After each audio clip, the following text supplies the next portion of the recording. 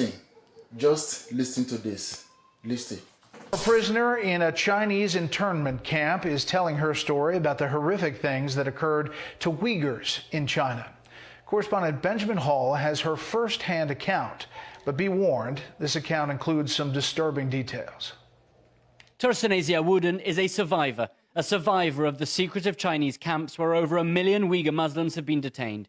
Now, safely in America, she is telling her story, hoping to save others. We are humans, but the way they torture these girls, and even boys, it's like we're animals.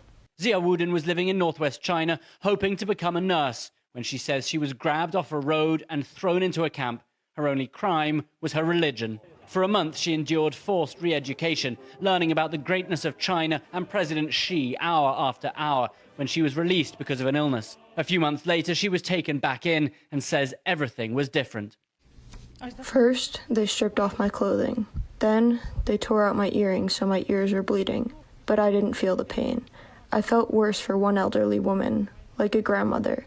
They stripped everything off her, and she kept falling on the ground, and they kept pushing her and pulling her up, and she kept falling down. What came next, she says, was worse. 9 months of gang rape, violent beatings and torture, even forced sterilizations.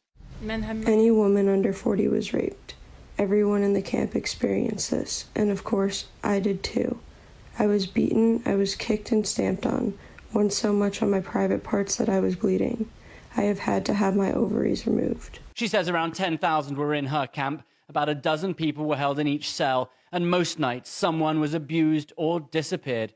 After 9 months, she was released and fled China. She says she could not forgive what was done to her. I have finally realized that there is no such thing as good Chinese. The torture, mental torture, and physical torture, they have no hearts.